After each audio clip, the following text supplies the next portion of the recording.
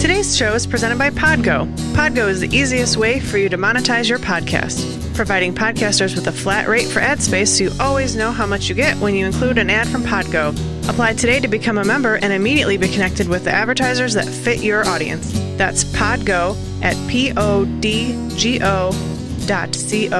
Podgo, that's where the pods go. Hello and welcome to the Infectious Groove Podcast, part of the Odd Pods Media Network. Recorded at the 33 1/3 Music Appreciation Center in Speakeasy, located just outside of Detroit, Michigan. The Infectious Groove Podcast is your source for jammy jams, music news, and the best in-depth music discussion. Thanks for joining us. Now here are your hosts.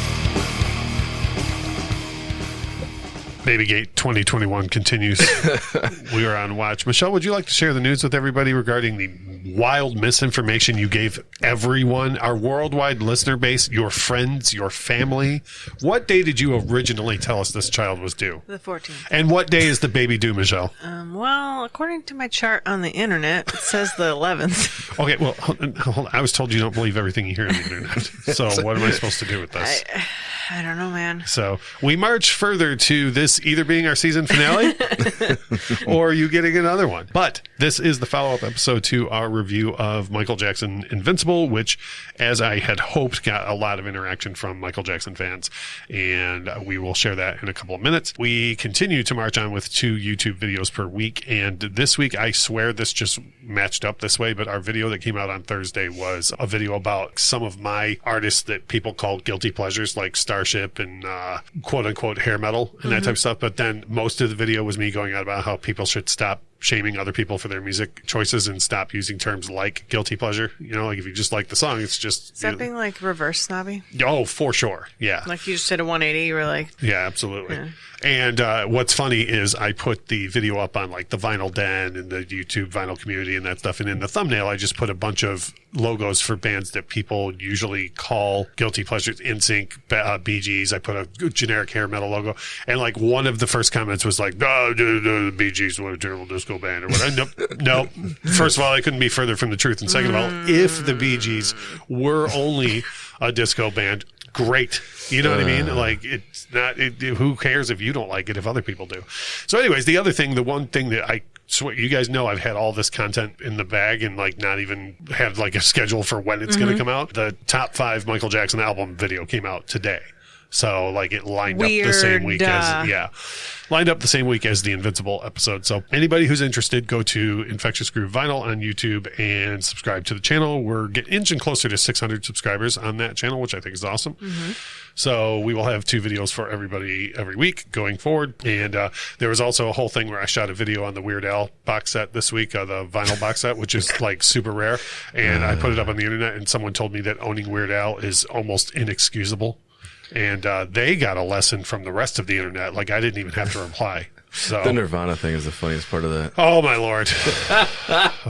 In any case, the YouTube channel chugging right along. We are going to share a huge amount of feedback that we got from Michael Jackson fans in just a minute. But before that, we got to pay some bills. Father's Day is just around the corner, and you'll probably need a gift for your hairy dad. Make your dad proud this year. Get him and yourself the Manscaped Lawnmower 4.0. You heard that right, the Lawnmower 4.0. Get 20% off and free shipping with our code IGP20 at manscaped.com. Imagine surprising your dad with a sleek, well-designed, and optimized body hair trimmer that says your balls will thank you right on the box. How is the Lawnmower 4.0 different from other trimmers? The upgraded trimmer includes a multifunction on-off switch that can engage a travel lock. This is a great feature if you or your father do a lot of traveling. It also gives you the ability to turn on the 4000K LED spotlight when needed for a more precise shave. Your dad can now shave in the dark. The Lawnmower 4.0 even allows you to customize your trim through additional guard lengths with sizes 1 through 4. The new wireless charging system uses electromagnetic induction, which can help battery length last longer. Yep, you heard that right. Wireless charging ball trimmers are now a real thing. How's your dad's nose hair looking? The Weed Whacker Nose and Hair Trimmer is the best nose trimmer on the market and the perfect gift for your pops. Get 20% off plus free shipping with our code IGP20 at manscaped.com. Get your dad a gift you know he'll use by going to manscaped.com and using our code IGP20 for 20% off and free shipping from Manscaped. So very famously, a couple weeks ago, you had referenced when are they going to do something? When is my time, Lord? When are they going to do something for the ladies? Yeah. Well, there you go. Now you great gift idea for your dad. I brought that home to my dad, I've seen your dad in the neighborhood mowing the lawn in his gray sweater.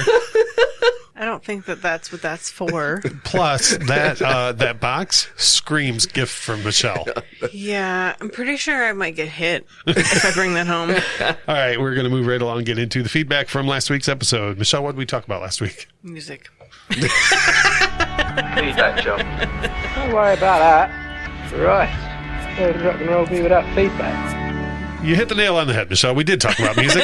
As a matter of fact, we talked about music made by Michael Jackson on the Invincible album released in 2001. Now, I told you guys going into this that Michael Jackson fans don't have an easy life. And you guys know this from just being around me that like any link on the internet that has Michael Jackson's name in it, no matter, it could be like, this is a happy link about Michael Jackson. Before I click on it, I go, oh boy, like so I feel like a whole lot of MJ fans went into this being like, okay, 3 randos are going to talk about my boy. You know what I mean? And not a brando. So there's feedback specific to you. So let's get into this. Dive in. So we did have, what I like though, is there was more than a few parts where either of the 3 of us were like, well, I'm not sure why this happened on the record, or you would ask, why did this happen? I said, I'm I don't not quite believe sure. that I asked any questions. No, you had all answers last week. But what's cool is a couple of MJ fans came to the rescue and were like, hey, great episode, and here's the answer to what you asked. And I'll tell you this, a couple of them blew my mind. The first one right out of the gate, you guys are going to be like, what? Because I had no idea. So let's see here. We have a listener said, I think you guys nailed this for the most part. Here's a few points for you. The reason why the guitar solo on Privacy sounds so different from Slash is because it's not Slash. As in the song where Michael goes, Slash! And then you hear a guitar solo, and I was like, holy crap, that sounds so different for Slash. I'm recapping for Michelle because she obviously doesn't remember I was any of this. like, when did we talk about that? Yeah, it was during our review of Invincible last week. During the episode about music. Yeah, it was that one. So he goes on to say the intention was to get Slash to play on the album, hence why Michael says Slash. But the solo you hear was played by a session musician. His name is actually in the credits of the album, which was intended to be a placeholder, and they just never got around to changing it. So wait, Slash is not on the album at all? Not on that song. Oh, okay. On Privacy. The one specifically where Michael goes, Slash! And then I said, wow, that's totally different. Yes. Well, the guy runs a Michael Jackson forum, so I'm going to assume that he knows what he's talking about. The next point that he says concerns you specifically. Oh, God. I agree. 2,000 watts or 200 watts, as Michelle calls it, sucks. No arguments from me there. However, the vocal effect is a pitch shift down 1 semitone. So if you shift the vocals up 1 semitone, it is Michael Jackson's normal voice. So that was interesting because we were talking a great deal about that. Like, please stop doing that with his voice, you know, or whoever's voice that is. And it turns out it's Michael's. I tried this once with a music software program, and it was obvious that that's what they had done. They also did the same for a B-side from this album called Shout. So that's interesting as well. Regarding sequencing, I agree with you guys. I think tracks 1 through 8 work great. And then it just goes into a section that kills it. The section from loses momentum on the album is 2,000 watts, You Are My Life, Privacy, and Don't Walk Away, and Cry. You take the 5 weakest tracks on an already overlong album, which is also a point we touched on, and then lump them together like that, it's going to drag the album out.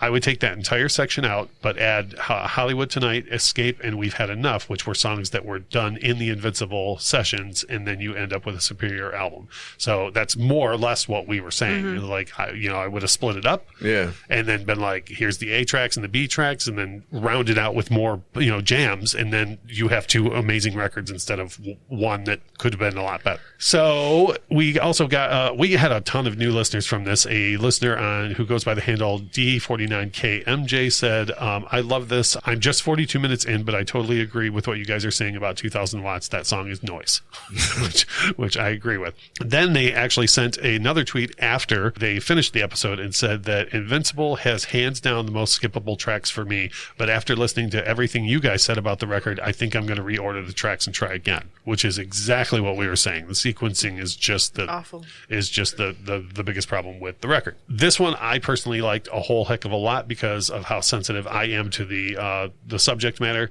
We had a new listener say, goes by Anchor, ANKUR, says, this was an incredible episode. Please take note, this is how you criticize an album without dehumanizing or insulting the human, which I thought was great because a lot of people just can't seem to do that when it comes to Michael Jackson. So I was glad that we were able to. We had a user on Twitter named Monmon said, I really enjoyed your review of the Invincible album. Thank you for the insights and information about the album. It was certainly overlooked when it debuted, which I couldn't agree with more. Yep. It's insane how much it didn't.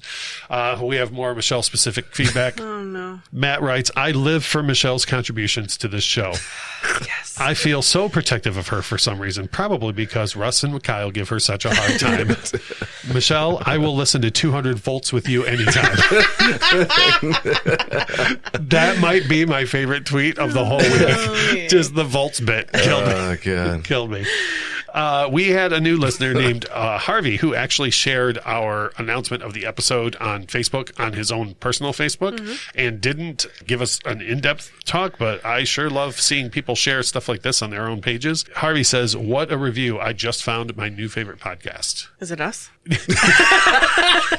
Yeah. Oh, well, why'd you have to call me out? I mean, he linked somebody else's podcast, but still, he thought our review was cool. Jesus Christ. As a matter of fact, it was our podcast that he shared. Yes. The Love is Black podcast took their first listen to us, and they took a listen to us, and they said, this review is absolutely fantastic. I found a record shop that sold CDs early in the 90s, and I bought all the different colors of MJ's face. I would buy it again. For an MJ album, this is maybe a 5 or 6, but if Usher or JT released it, this would be their quintessential album. Absolutely love the review. You guys rock.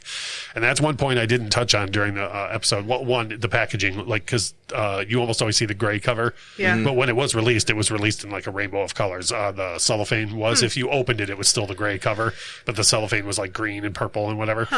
But that's one point I didn't touch on during the episode. I was going to say is like JT released damn near the same album a year later and had a huge hit with it, right? And like Michael's held to such a higher standard that like this great record, people are like, it's not quite as good as it could be. But if Usher had released this, people would be like, that is the best thing you're ever going to do, you know? So I think that's a very valid point. Yeah. Then we had Samar said, I'm up late and working, so I put on this Infectious Group podcast episode. What a great conversation involving Invincible. Pretty much agreed on every word, especially the comments about sequencing. Sums up pretty much my views on the album, which I thought was great. Then we had a user named Bally said, I really enjoyed this. I said at the time of the release that the sequencing kills the album. Track order is psychology and an art, so I absolutely agree. However, I can't believe you guys went the whole show without mentioning Break of Dawn. Not just my favorite on Invincible, but my favorite of all Michael tracks. And I replied and I said about 10 minutes after we were done, I was like, I can't believe I didn't mention Break of Dawn. Like, you know, just couldn't think of it. And then his reply to that was, it sounds like we need the 3-hour version of the episode. In my notes, I actually had written, oh, yeah. Tell us. Jamalama Ding Dong? No, it said the art of baby making music. Oh, yeah, for sure. Do you guys have another announcement? Yes. We had another user on Twitter just say, couldn't agree with you more about what you guys had to say. There's only one bad track, 2,000 watts. So totally agree with that. Not familiar with that track. Yeah. Well, there's 200 volts and 200 watts as well. Yeah. Yeah. And then together they were put together to make a track called 2,000 watts. Got it.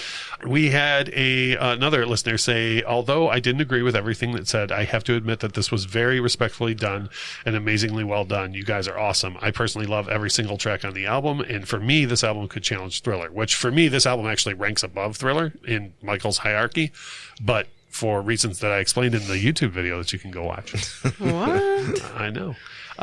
We had Ernest Christian said, I enjoyed this episode immensely. I actually reviewed this album on my podcast 3 years ago, and just like you guys, I had the same issues that the sequencing. In all honesty, there's too much filler on this album for me. Rounding things out is a username that I absolutely love, a new listener named RIP Common Sense. I absolutely love the username. Just finished your episode and I loved it. I'm new to the show because of this episode, but will listen to more. I agree with most of what you said about 200/2000 watts.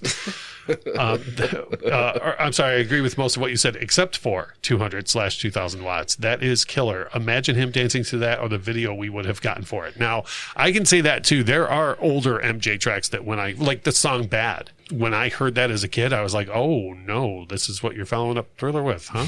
And then when you watch the video, you're like, oh damn, you know, like, so there are older MJ tracks that I liked more because of the video. So maybe that would have happened with music videos? 200 volts.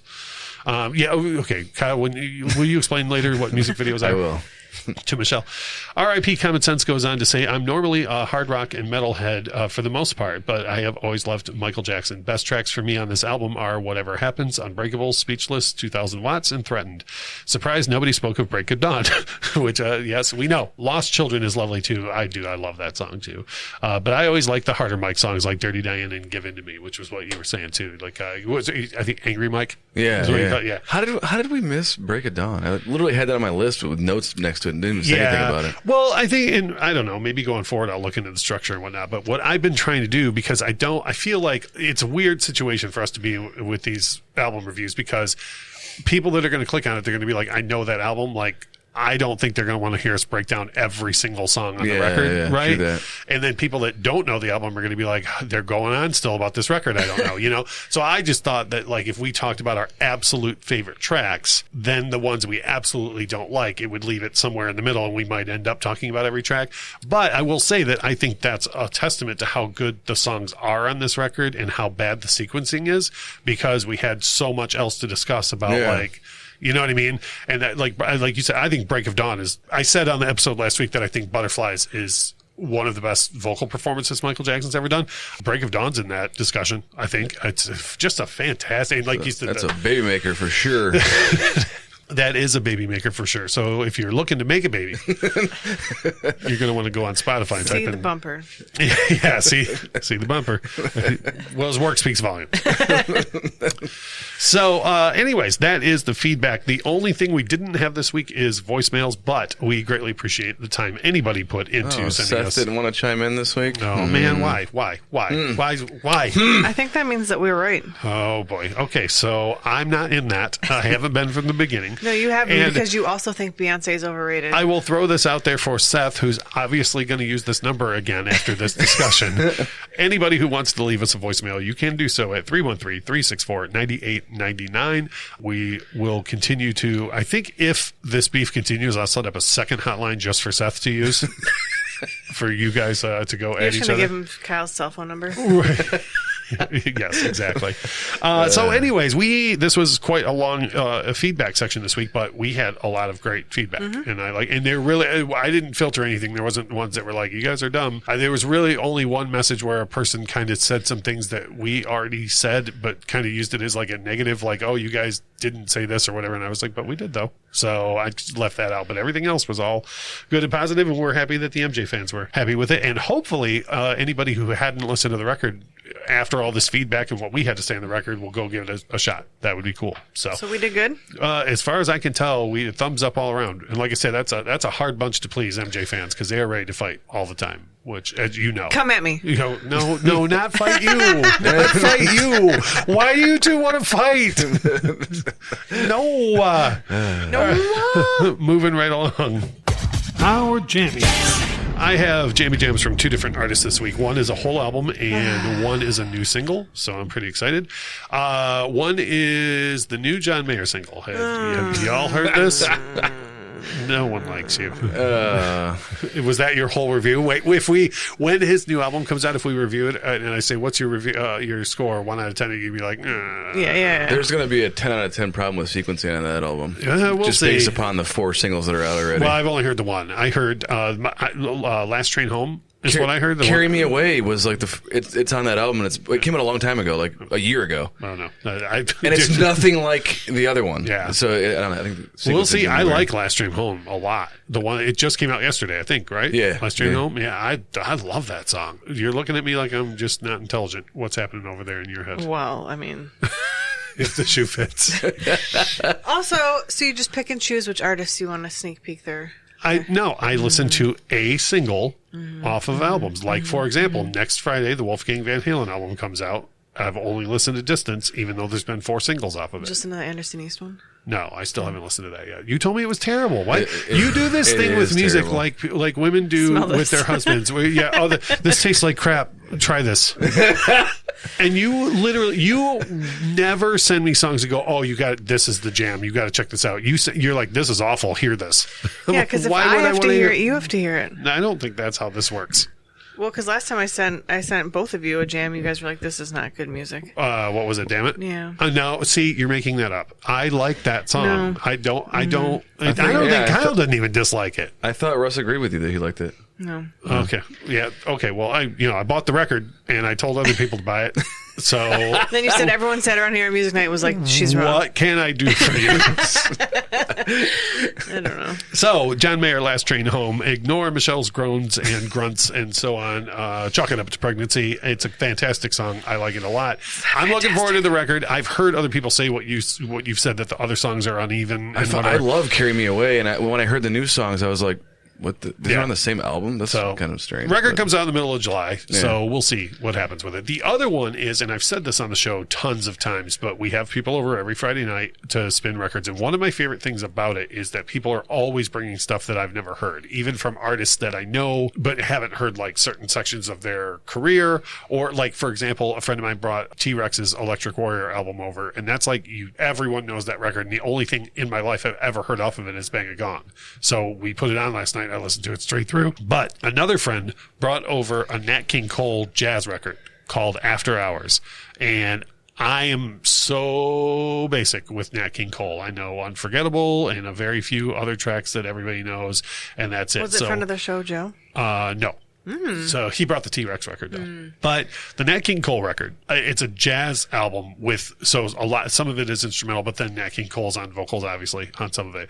And it's so good. It's so good. Like every single song on it. I was like, and then, let me put it this way. We put it on and we were playing Golden Tee while we were listening to it. And then when the LP was over, I went over to like re-sleeve it and I was like overjoyed to find out it was a 2 LP set. Like I was like, oh my God, there's a whole other record of this, and it was just fantastic. Just great. It was recorded like 60 years ago. It sounds like you're sitting in the same room with everybody.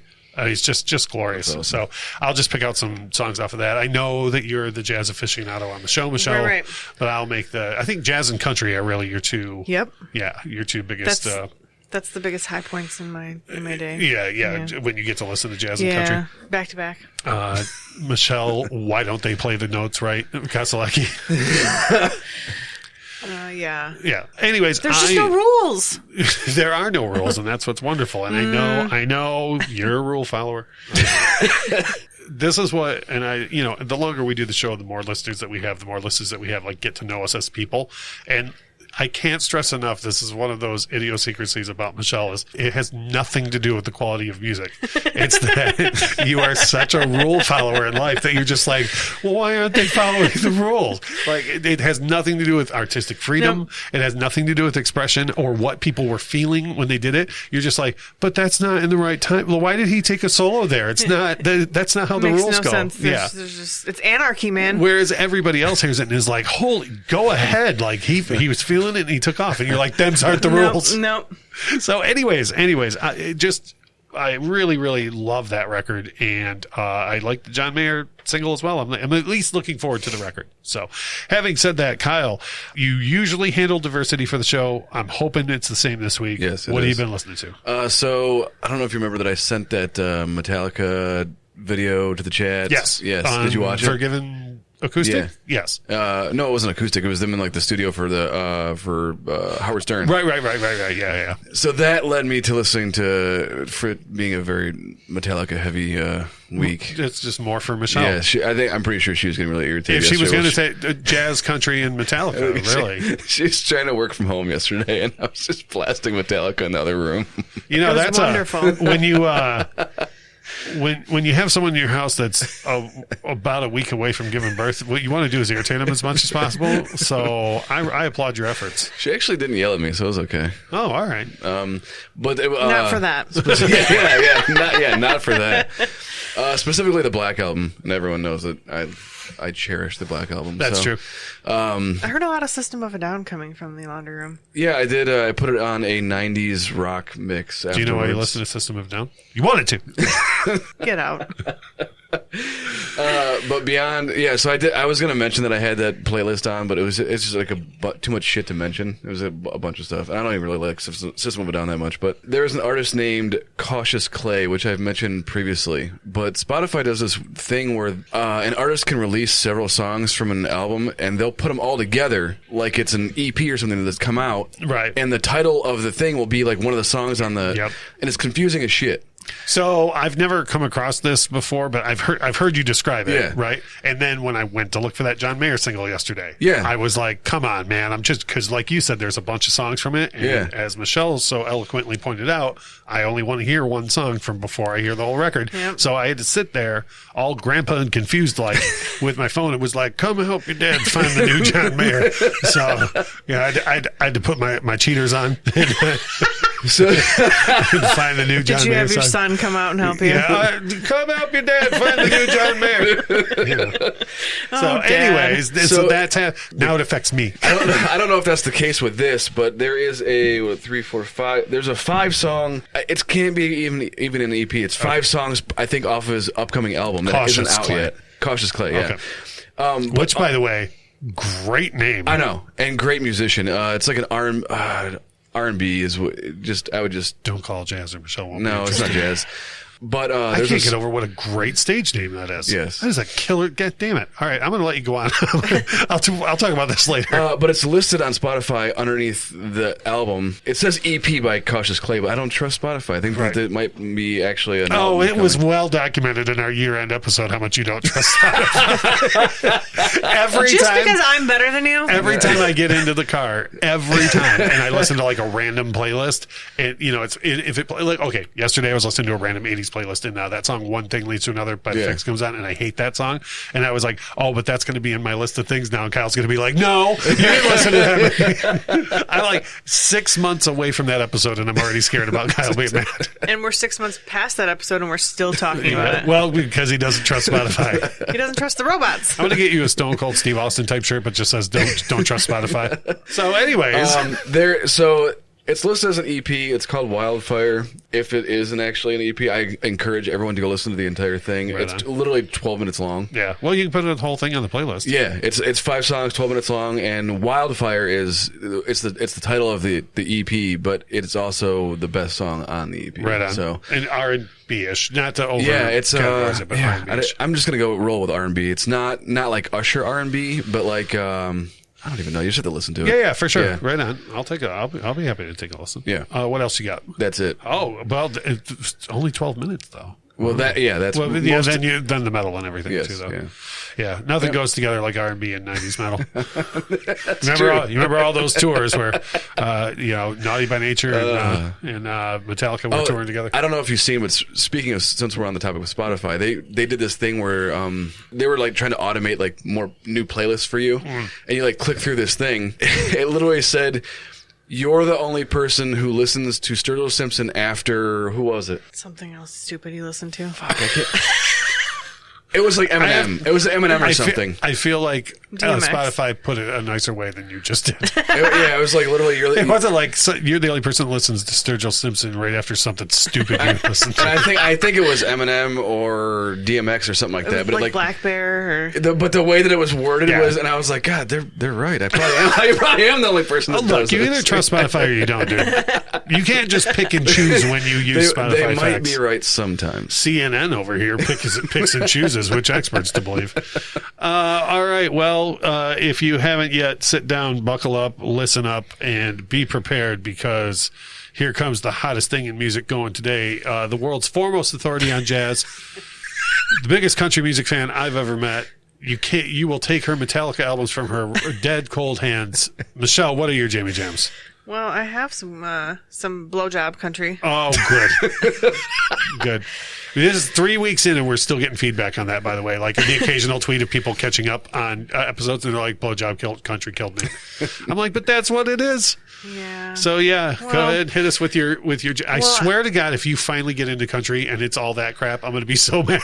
Well, I asked you earlier this week if Darius Rucker was blowjob country. He's borderline. Yeah, I would say the first record is not, and then boy, yes. After that. he's towing that line pretty close there. So anyways, it was a very Darius Rucker heavy week.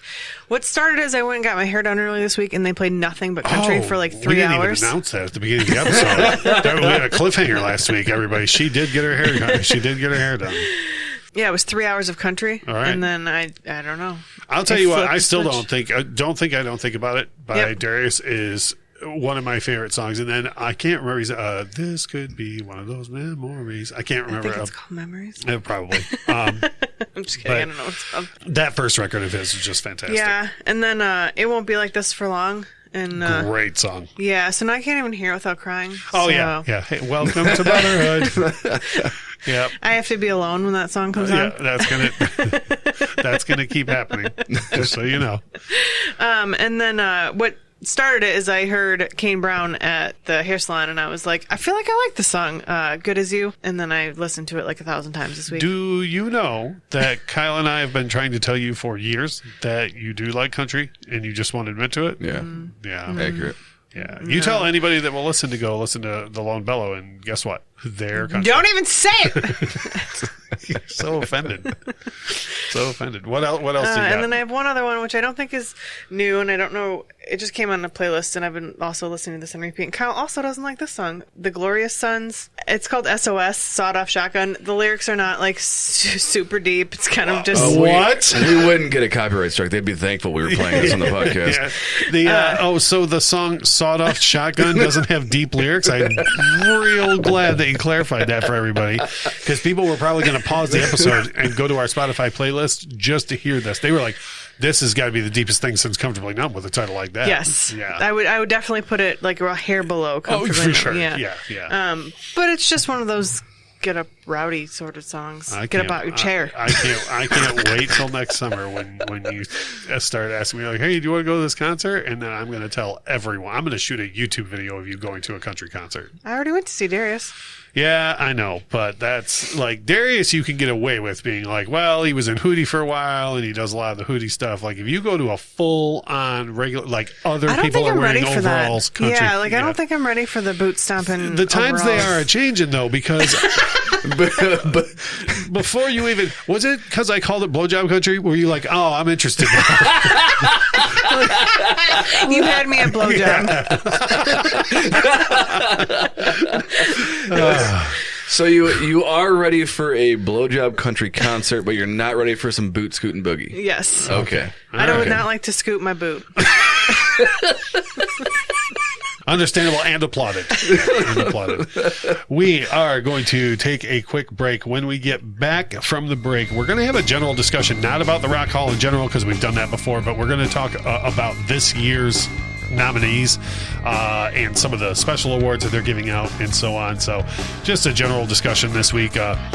Nothing all in depth like we did with 200 Watts last week. You're listening to the Infectious Screw podcast on the Odd Pods Media Network. We'll be right back.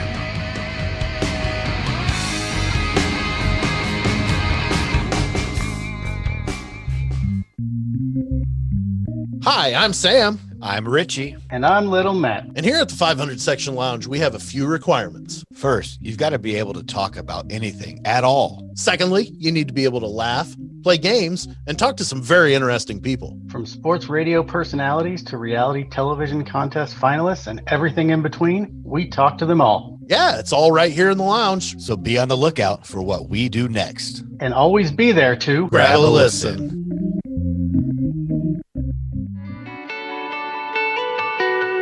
What's up, everybody? It's your boy, Zach. It's Josh. Zach, do you enjoy video games, drinking, and attempting to solve the world's problems through ridiculous schemes? Yeah. Do you think others would enjoy that? I mean, I really hope so. So do I. So I think you all should come spend some time with us, the Midwest Meltdown. This show was created by these two fine gentlemen here, myself and Zach, when we spent the last 14 years telling each other funny stories, talking about video games, and literally anything else that comes to mind. We wanted to turn our passion for gaming into something that we could share with everyone. So again, follow us, the Midwest Meltdown, anywhere you can find your podcasts. That's Spotify, Apple Music, Podbean, Google Pods. Check us out. We'd be happy to have you. We are back, and we are going to get into the main topic of discussion this week, which is the Rock and Roll Hall of Fame 2021 nominations. Now, every year they do this thing where they announce, like, these are the people that we think could make it. And for years, they never did, like, any sort of voting or anything. They were just like, here's the short list. And then a couple of months later, they would announce, like, okay, of those people, here's the ones who are getting in this year. And it was just random people on the board that are, like, choosing them. Yeah, and then they have since claimed that it's fan voted on as well, but a lot of people don't believe that. Oh, we didn't vote. Fans, music fans, people who like music, so not you. But I think by fans they mean whoever bought the ticket to the spaghetti dinner. No. I forgot about the spaghetti. Yeah, the fish fry. Yeah. The drive-through fish. Yep. No, they open up the voting on the website, but a lot of fans feel. Okay, let me put it this way. So I let me say this: I'm not an Iron Maiden fan at all. Like, I don't even. They're one of those bands that I don't hate them, but they don't even have one song that I've ever heard that I'm like, yes, okay. But Iron Maiden has a huge worldwide fan base. Yes. If this thing had been opened for fans to vote, the servers all would have been shut down from Iron Maiden's fans, making sure that they got in. Worldwide, though? Yeah. So, yeah, the internet is worldwide. It used to just be called the web, and then they brought it outside the U.S., and so now it's called the World Wide Web. Yeah, they changed that. It's not the American Rock and Roll Hall of Fame? No. Do you have some opinions on that you'd like to share with everyone, possibly on a second podcast? One that is not associated with the show? Nope. So a lot of fans feel like the voting is just for show anyways. Like, they're like, oh, here you go, here's a website to click on, but like, we're still going to do what we do. And a lot of times I feel like I am a huge Rush fan, and a lot of times I feel like, okay, well, that's just you guys throwing a fit. Like, Rush didn't get in, and it's because they're not cool, and according to the people that make the standard, right? But with the Iron Maiden one, this is the first time where I'm like, oh, okay, you guys have a point. Like, there's no way Iron Maiden. I was going to say, like, isn't the whole thing for show anyway? Oh, for sure. We're going to tell you who you think should be cool. Oh, that's exactly what it is. Yeah. But don't you think that maybe not everyone knows that there's voting out there? I'm telling you, Iron Maiden fans know. Every Iron Maiden fan was very aware that they were finally on the ballot. Okay. I get you go on the fact-finding mission, then you do some legwork on this and let me know what you think about. Here, do this. Go join an Iron Maiden Facebook group. But I'm saying people can like Iron Maiden without having being on a blog or a Facebook group or no, they chat can't. room. I'm telling you, I don't know what people do anymore. This is a super vocal group of fans who are very active online. I know a couple people who like Iron Maiden who probably don't even know how the internet works. Okay, well, I know people, and I'm not being funny. I know people who know Iron Maiden who have seen them on 6 of the 7 continents in concert and over 400 shows. Did they vote? Yes, they vote because of what I'm saying. God damn it, this was not supposed to be this long of a thing. Having said all of that, the people that did get the Rock and Roll Hall of Fame, the people who did get in this year, I personally am fine with this whole group of main inductees except for one. Okay, we can go home then. There is one band that got inducted this year that I don't think deserves it by any stretch of the imagination, and we'll get into that in a minute. But the first 2 names on the list for me, I think, are ones that were grossly overlooked for years, and that's Tina Turner and Carole King. Yep. Yeah, every time I look at one of these lists, I'm like, how the hell aren't they already in it? Every time I'm like, they're not already? Yeah, from your lips to all the fans' ears, Tina Turner technically is in the Rock and Roll Hall of Fame because she's in with Ike and Tina Turner, but as we said on this show previously, that's offensive. Yes. Yep. To have her in with that guy, but not on her own. And there's an entire generation out there that doesn't even know that Tina Turner started with Ike. So there is a whole generation that doesn't even know that she very famously liberated herself and became, a strong, powerful woman on herself. And I talk a lot about artists like Elvis, who was very much under the control of other people who were like, oh, you will be nothing big. They really controlled his mental state. And Tina Turner overcame that stuff that very famous males couldn't overcome, Yeah. And so that's great. Carole King, I mean, there's not a female artist in the past 40 years who is in music who didn't get into music because of Carole King. Yeah. So I think I agree. She's one that for me, for sure, I was like, really? Yeah. How is she not already in? I was just stunned, but I'm happy she's getting in. The Go-Go's, I'm not mad at them getting in. I like the Go-Go's. I love the Go-Go's, but one of the things, and we talked about this extensively on our episode, is influence and whatnot. And I just don't. I know that there have been a lot of female bands since the Go-Go's, but I don't know of anybody who. Maybe we should read the definition again. No, yeah, you should definitely do that. Maybe derail the episode by like another 10 minutes or so by arguing over that. If anybody wants to hear Michelle go on and on and on and on about the definition of influence and so on, you should definitely listen to our first episode about the Rock and Roll Hall of Fame in general. What are your thoughts on the Go-Go's, Kyle? Like, do you probably just know the hits like most people do? Yeah. But can you think of any, like, am I missing something? Can you think of somebody who, they probably wouldn't exist if it wasn't for the Go-Go's? No, but I do feel like people look to them as being influential, even if there's not one thing that you could like pinpoint as to why they were. It's not directly influenced. Yes, okay, I love the Bangles. Yeah. But maybe I'll take crap for this. I feel like the Bangles would have existed whether or not the Go-Go's did. Yeah. Do you know what I mean? And I feel like the Bangles are like the closest I wouldn't say like Hole or somebody was. Yeah, and I feel like they always get mentioned though, like when. Well, they were first through the wall. Yeah, that's for sure. When you're talking about that kind of thing. As far as rock goes.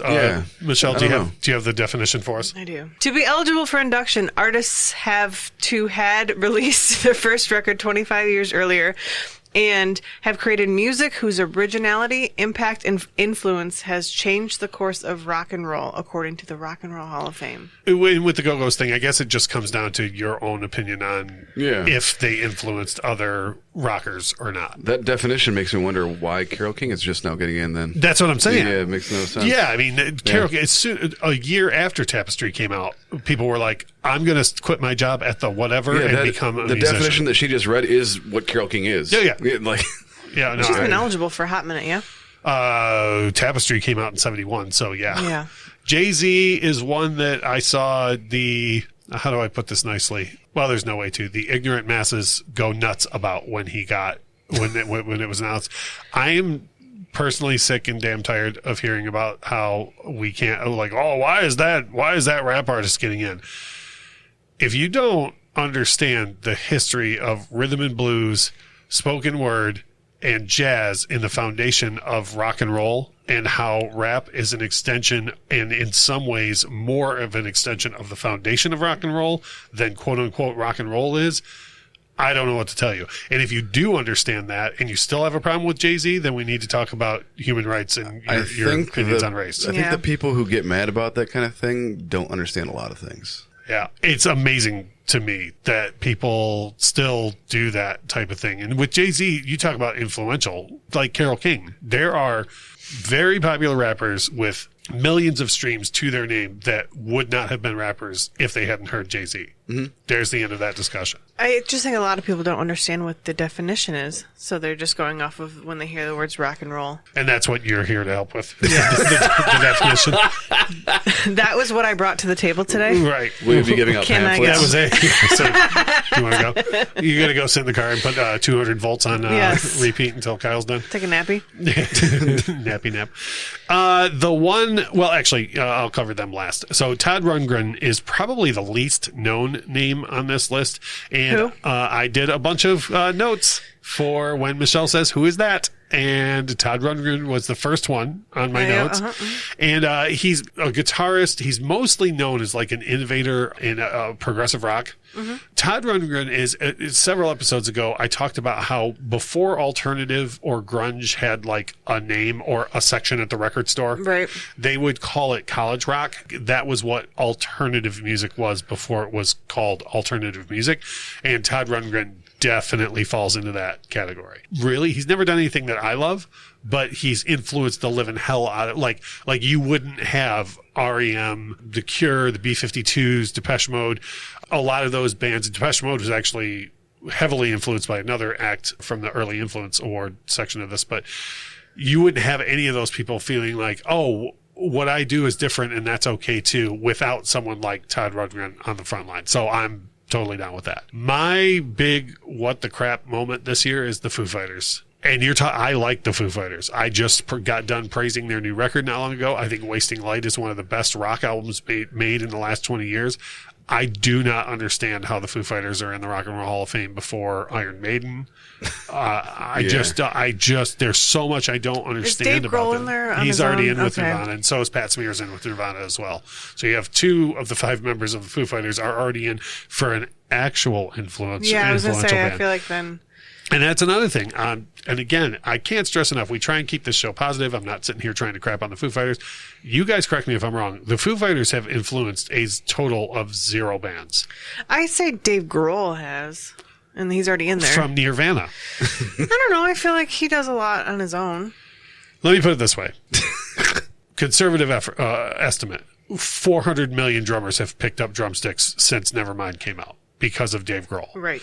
4 guitar players have picked up a guitar because of Dave's work in the Foo Fighters. Right. So, if you're talking about influence, I just don't see it. And 0 people have probably started singing. Yeah, and I don't. Yeah, exactly. I see nobody who goes, "Oh, I want to get like."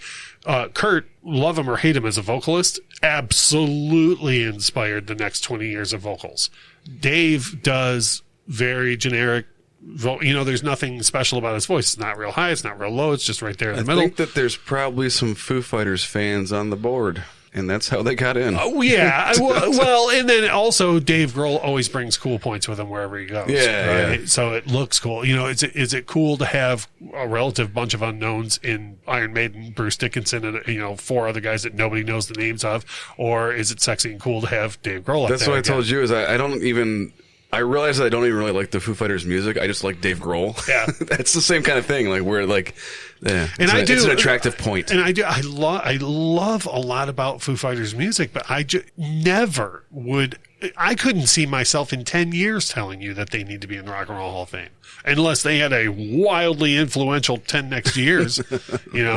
Where think about this: have you ever heard a song by anyone else and been like, "Oh, that's kind of Foo Fighters-ish"? Nope. Because they've influenced no one. Cannot say that I have. Yeah, because they've influenced no one. And again, I can't stress enough. I own, I don't know, 5 or 6 Foo Fighters records. I just bought their new one. I went on and on and on about how much I love the new one, but it's not going to influence anybody. That new record is no one is sitting in their house today listening to Medicine at Midnight by the Foo Fighters going, "I'm going to start a band one day." Do you think that circle back to me in 20 years for my proof, but I'm telling you. Do you think the Foo Fighters fans, try to say that 10 times fast, do you think that they hacked Wouldn't be the that difficult. system? It's just the same Foo Fighters fans. Yeah. Well, I mean, it might be hard for you, but do you think that they hacked the system? Think they're like no. I think Kyle's savvy? dead on. I think this is just a corporate thing. I think it's just like, well, won't we get ratings if we put Dave Grohl on this? That's how I. Do you ever see headlines involving Foo Fighters, or do you just see headlines involving David Grohl? It's always Dave Grohl. Yeah. So I didn't know there were other people in the band. let me see if I can do this. Taylor Hawkins is their drummer. That's a name that I've heard before. Taylor Hawkins is a monster drummer. He they found him through Alanis Morissette. As a matter, he was her first drummer, and then by the revolving door of drummers that were in the Foo Fighters, the door closed behind Taylor Hawkins.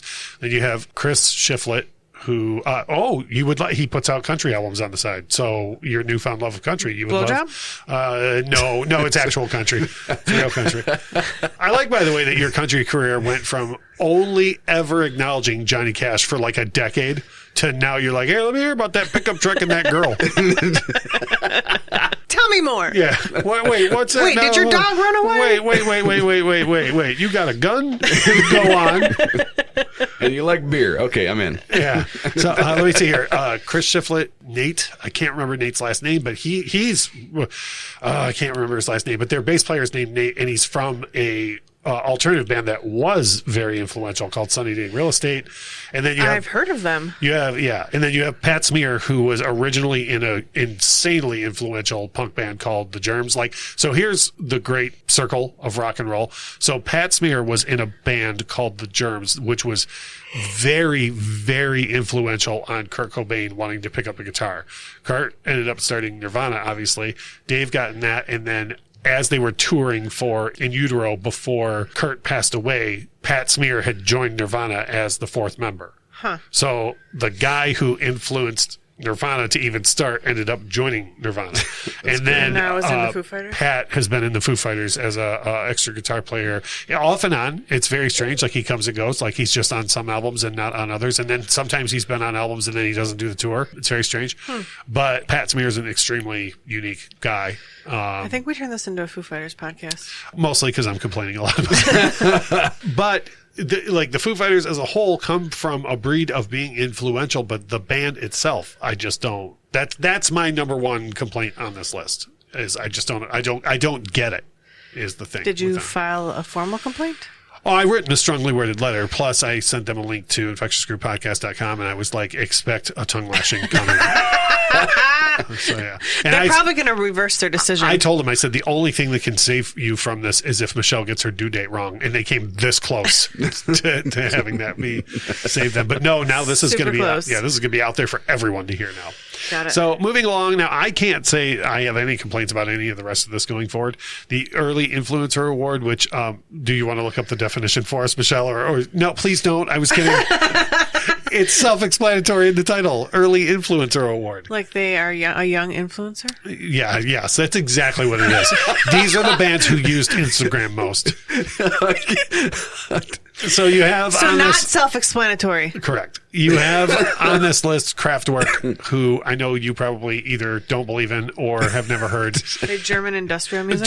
German electronic, which birthed German industrial. KMFDM, Rammstein, Depeche Mode, the Pet Shop Boys. I mean, there's 30 acts that... 30, is work spelled W-E-R-K? Yes. That's how I knew it was German. Yep. 30...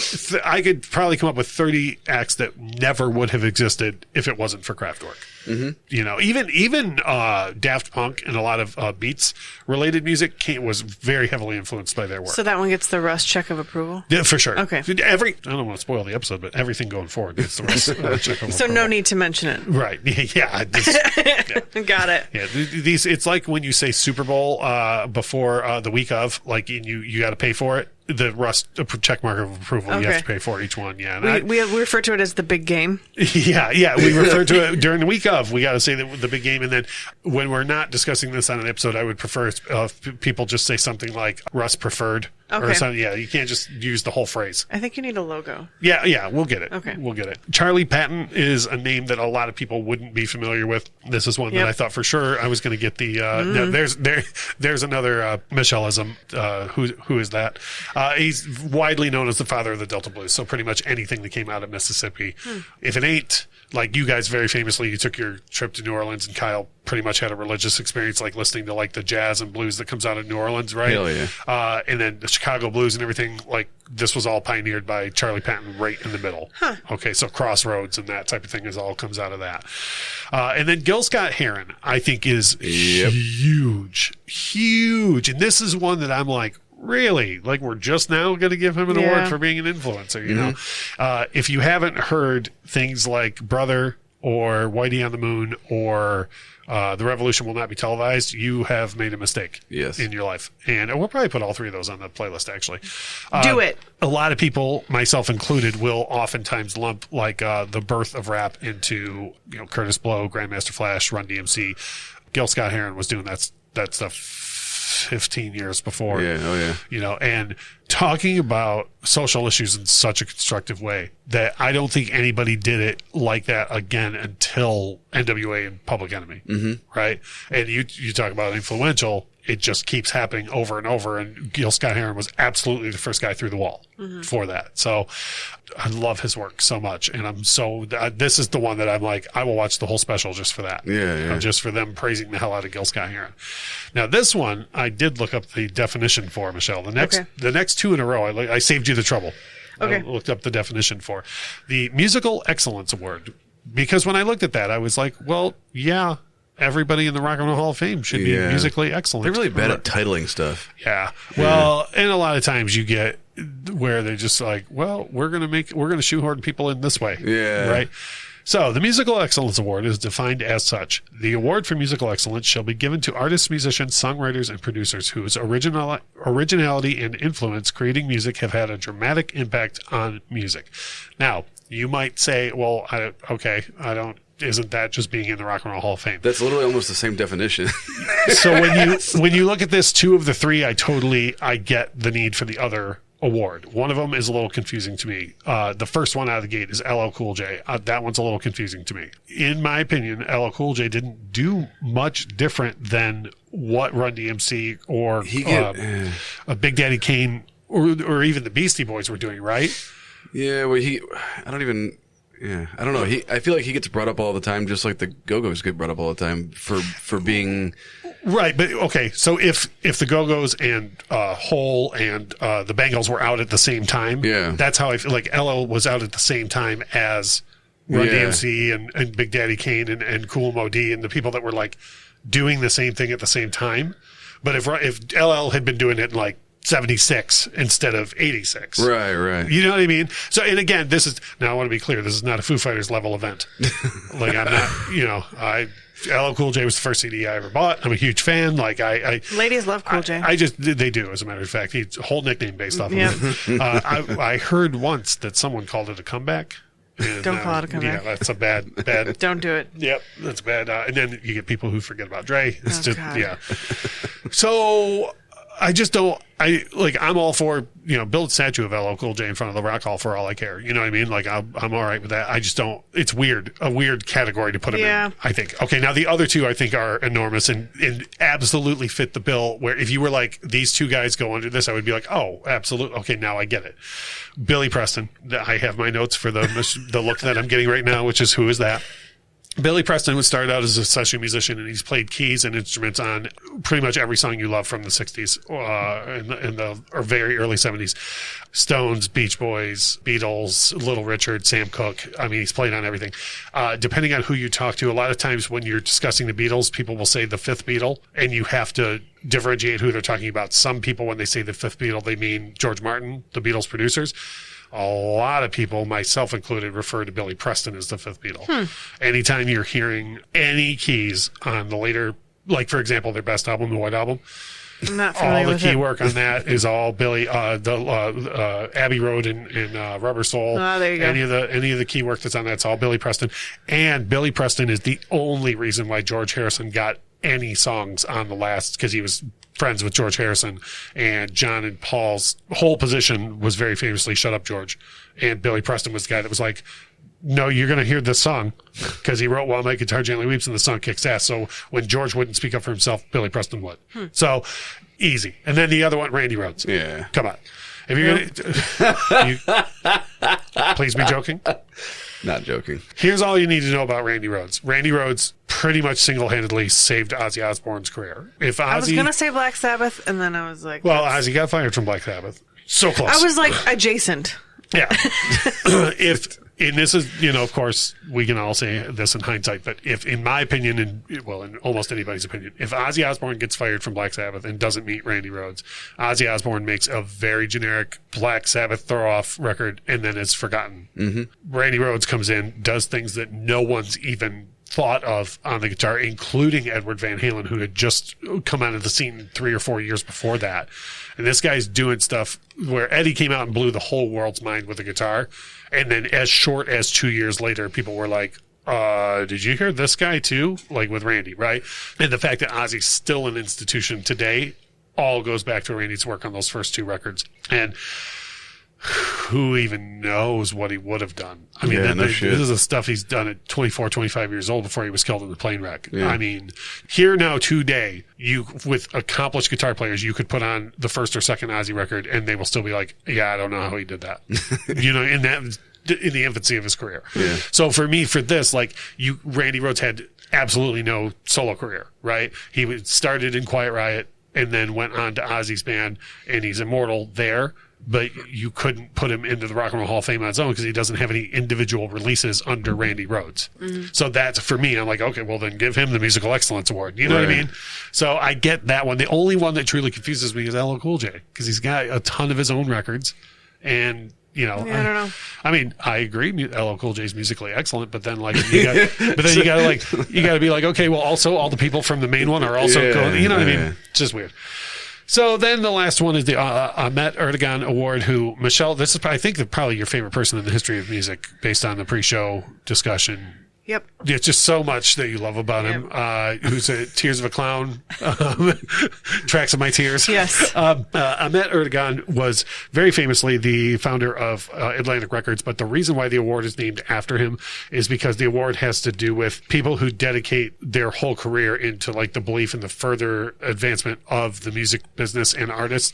And so the award's named after him because he's the type of guy that, like, he found Aretha Franklin. He found Led Zeppelin. Like, he put Led Zeppelin together. And the list is much longer than that. So when you do things like that, they go, we're going to name this award after you, about people who further. That makes sense. Yeah. Now, I will say that this person who is receiving this award this year is the person I knew the least about, that I had to look into, but I would say absolutely qualifies. The person getting the award this year is Clarence Avant.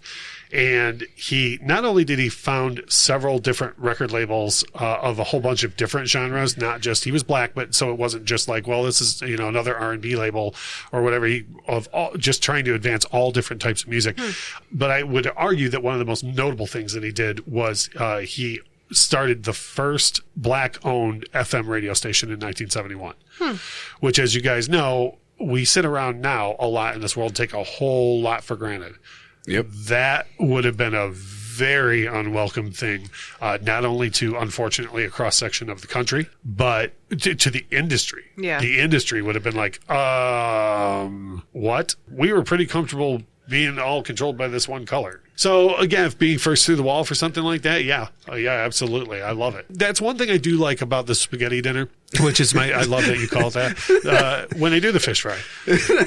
There are things like, when I watch that, I will be interested to learn more about Todd Rundgren or Clarence Avant, like maybe even more than I didn't know. Is he still alive? No, I don't believe so. That's sad that it's posthumous. Yeah, it happens. You can't say that, can you? Posthumous. Yeah.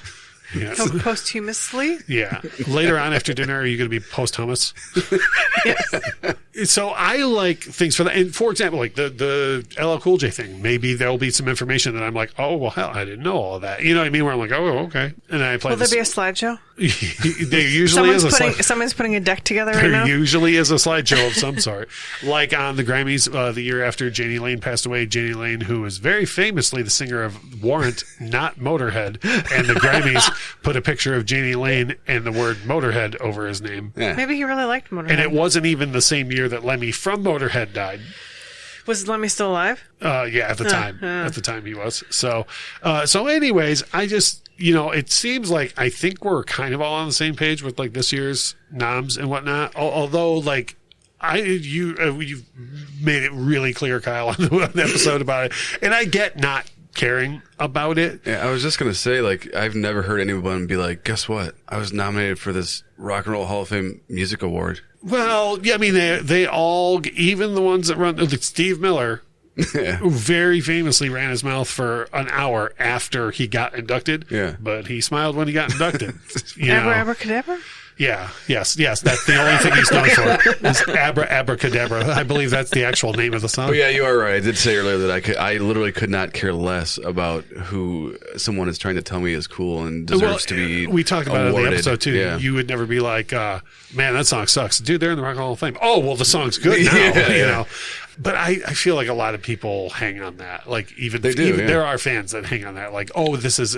Like, Rush fans, I get to an extent because there's a psychology to being a Rush fan. Like, you were stuffed in lockers in high school, right?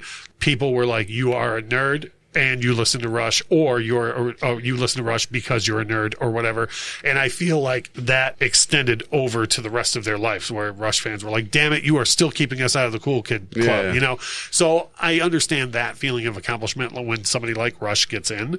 Okay, let me put it this way. I think most of my favorite artists, Michael Jackson's in like 3 times over, Pink Floyd's in, Elvis was one of the primary inductees. Like, I don't think I've ever been like, you know, like, oh, you should hear this Pink Floyd album, and also they're in the Rock and Roll Hall of Fame, you know. Like, wow. let me ask you this, and I'm not being funny about ages or anything. Like, you're a lot younger than me, and you have a lot of bands I am a lot younger than all of you. Well, not looks-wise. So you have bands who are going to become eligible soon. Well, okay, let me put it this way. So in, I don't know, whatever, another 10 years or so, a brand new will start having fans go, oh, they're eligible. Why didn't they get in? Oh, they're eligible. Why they didn't get in every year? Are you even going to remotely care if brand new gets in or not? No. No. I wouldn't care about it at all if it weren't for this podcast. So just so everyone knows her exact level of care when it comes to the Rock and Roll Hall of Fame, it's 0. So when you hear her say things like 200 watts or Pet Sound isn't that good, those are things she cares about. And cares just enough to almost get the name of the song right. I care enough to have an opinion. I don't even care enough to have an opinion about the Rock and Roll Hall of Fame. With you being 6 days away from your due date, 6 or 9. So where is the Rock and Roll Hall of Fame in your list of priorities to do with your due date approaching? Not high. Not high. If you have a baby, cool. If we discuss the Rock and Roll Hall of Fame again, maybe not. Yeah, if we do it a third time, I might leave. Right. Yeah. Well, I figure at least once a year we'll probably tell you, some crap's going to happen next year where they're going to... Can we go to the spaghetti dinner next year? I'll be down for some spaghetti. I went to it before it was open to the public. 96, 97, whenever Pink Floyd got inducted, I went. And that was when it was fancy. Was the spaghetti good?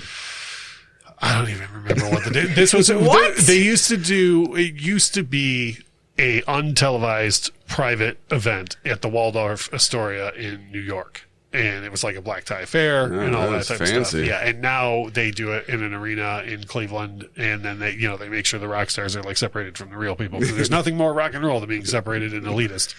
And it's very much almost like a Grammy type presentation, but I don't even remember what we had. I was more concerned with sitting like a table away from Trent Reznor and being like, "That's Trent Reznor," than if the spaghetti was good. You probably didn't even eat it. I probably didn't eat it, more than likely. But yeah, my thing is, I don't care about the Rock and Roll Hall of Fame, but I do care about fans who are passionate, that feel like their artist is getting snubbed. And I do care about, like, if you're Iron Maiden with all you've done for music, I don't care how cool Bruce Dickinson is or how cool these guys are as a human being. You have got, at some point, the guys in Iron Maiden have been like, Foo Fighters, really? You know, like, and that, I don't think anybody, or I hope any artist doesn't set out and go like, I would hope that people say, I'm going to change lives with my music or move someone, right? I would hope the thing isn't like, and then I'm going to get in the Rock and Roll Hall of Fame someday. I think the Iron Maiden, they just are like, well, we know who the fuck we are. Like, we don't need the Rock and Roll Hall of Fame to be like, oh, here you go. I feel like Rush was the only exception to that. Yeah. And Rush themselves, I know for a fact, couldn't care less about getting in. But I feel like they cared for their fans who felt very snubbed, just because that's the life of a Rush fan. I just don't like the idea of being told what you should like and not like, what's cool and not cool, and that whole which at the base level goes against what rock and roll is. Yes, the entire thing, yeah. Which rock and roll at its very core is appeals to you and Michelle for don't tell me what to do. Yeah. So yes. As we said at the top of the episode, and I don't know, for the past 9 months or so, we keep warning people that this baby's coming. Supposedly. They keep telling me. Maybe it never will. He's going to always be pregnant on the show. So exciting. It sounds like it's been a joy so far. Thrilling. I recommend it. That's what Michelle sounds like when she's lying. So we do have plans in place, because next Saturday, the day we usually record, is my birthday. Whose birthday? My birthday. How old are you? Old. And you're finally at the age where you just stop telling people? Yeah. I'm going to be 21 again. So we have a plan in place between the three of us where we are going to try to record an episode next week to get it out the following Monday. And we are going to do an album review, because we're back to that. And we are at the top of the rotation, which means Michelle is going to provide us with a piece of wonderment and joy that everyone can enjoy. Oh, you want it to be wonderment? Yes, something that everyone can enjoy. So, well, I enjoy it. Yeah. As we get into the next season, by the way, I want to start doing crowdsourced ones, like put up on Facebook, like, hey, we're going to do an album review. Who's got ideas? I think that would be fun. I mean, you're not going to like it, because people are going to have us listen to records that you have never heard before. It's going to be jazz. Please let the first suggestion be jazz. Kenny G. She'll be like, this isn't the rules. So we are wrapping up this discussion. Like I say, you can leave us a voicemail, 313-364-9899. Go to Infectious Group Podcast for all other things. And like we always say about this time, without music, life would be a mistake. Bye. The Infectious Group Podcast is hosted by Russ Robinson, Kyle Wimple, and Michelle Koselecki. Produced and edited by Russ Robinson. Intro and outro music composed by Chris Kimmel. Opening credits read by Stacey Robinson. Recorded with the Rode Podcaster Pro and Rode Pod mics.